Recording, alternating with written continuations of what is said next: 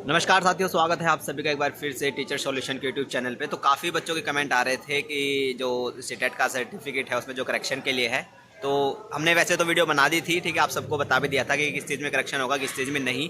लेकिन उसके बाद भी काफ़ी बच्चों के कमेंट आ रहे थे, ठीक है। तो ये एक फाइनल वीडियो होगी जिसमें हम बता देंगे कि क्या चीज़ें आपकी सर्टिफिकेट में सही हो सकती हैं और क्या चीज़ें आपकी सही नहीं हो सकती। अगर आपका सीटेट पास है तो बिल्कुल भी परेशान होने की ज़रूरत नहीं है।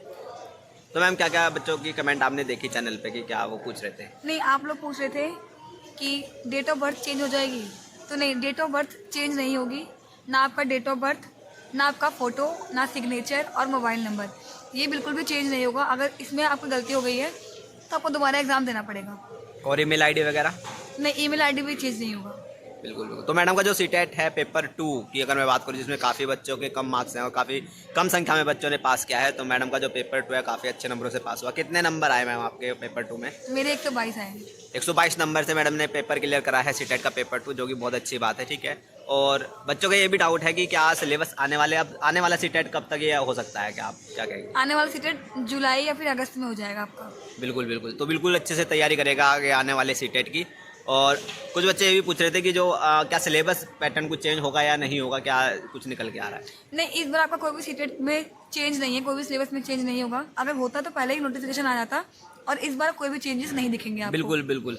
अगर चेंजेस होते हैं तो काफ़ी पहले ही आपका आ जाते हैं। ऐसे नहीं है कि आपका फॉर्म आने वाला है और फिर एकदम से चेंजेस सामने आए, ऐसा कुछ नहीं होता है, ठीक है। अगर चेंजेस होने हैं तो वो काफ़ी पहले ही आपके सामने आ जाते हैं, ठीक है। और एक ये भी डाउट है बच्चों का कि मैडम 82 पे पास हूँ, मैं 85 पे पास हूँ, तो क्या वो किस वैकेंसी के लिए वो एलिजिबल रह सकता है? ऐसी कौन कौन सी वैकेंसीज़ हैं जिसमें वो बच्चा एलिजिबल रहेगा, और क्या अदर स्टेट के लिए क्या क्राइटेरिया रहता है? अगर जैसे कि बीपीएससी 4.0 की काफ़ी सारी वैकेंसीज देखने को मिलेंगी इस बार, 80,000 के लगभग वैकेंसीज आपको बीपीएससी 4.0 के आपको देखने को मिलेंगी। तो उसमें कौन कौन से बच्चे एलिजिबल हैं जिनका इस बार सीटेट क्लियर हुआ है?